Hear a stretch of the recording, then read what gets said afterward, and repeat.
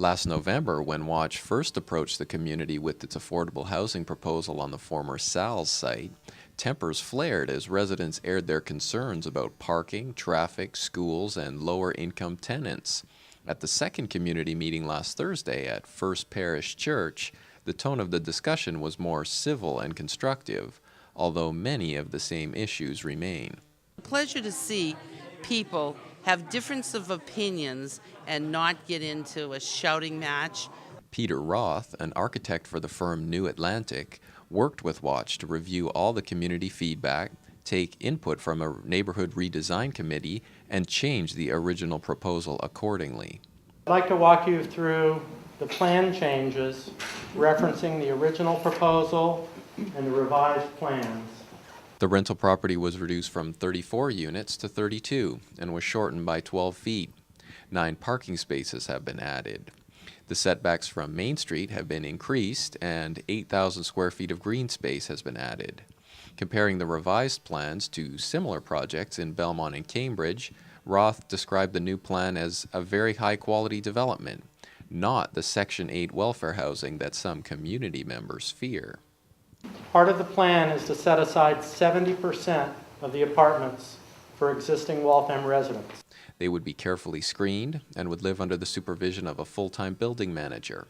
Roth cited studies that showed that the tenants would not negatively impact the school system, and the building might actually increase local property values. Many in attendance, including some members of the redesign committee, were convinced that Watch had addressed many of the neighborhood concerns in a way that other developers would not. Watch was really responsive.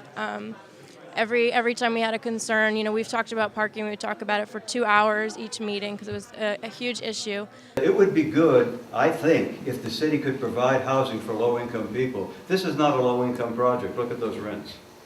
Look at those rents. It's an affordable project, but affordability has a lot to do with, a whole range of things. There's protection in the management of this and this tenant selection. To minimize traffic impact, Watch plans to construct a right turning lane from Newton Street onto Main Street, a major traffic snare.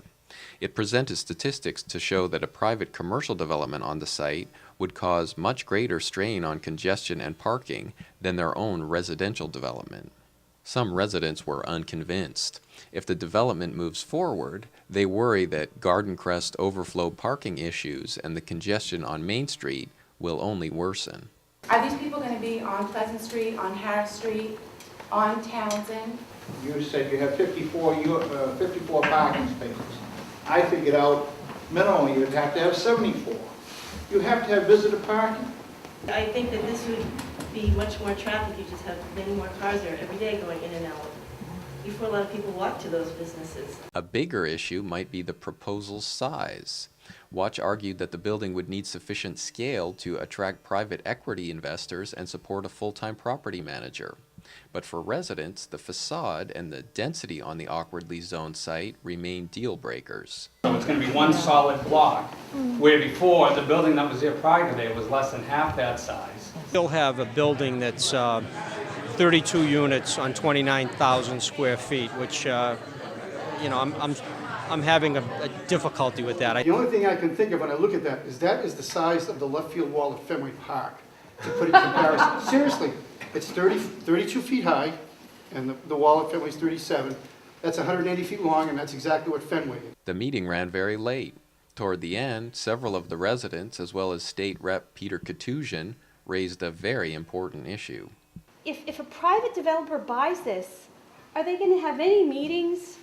Are they going to try to relate the architecture of the building to the surrounding buildings?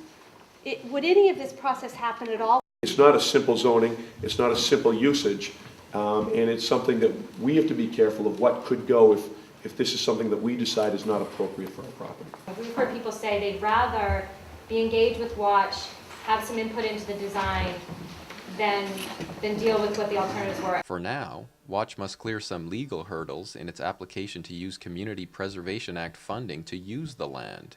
In the interim, it will take the input it received and consider further revisions to its proposal. For Waltham Newswatch, this is Chris Wangler.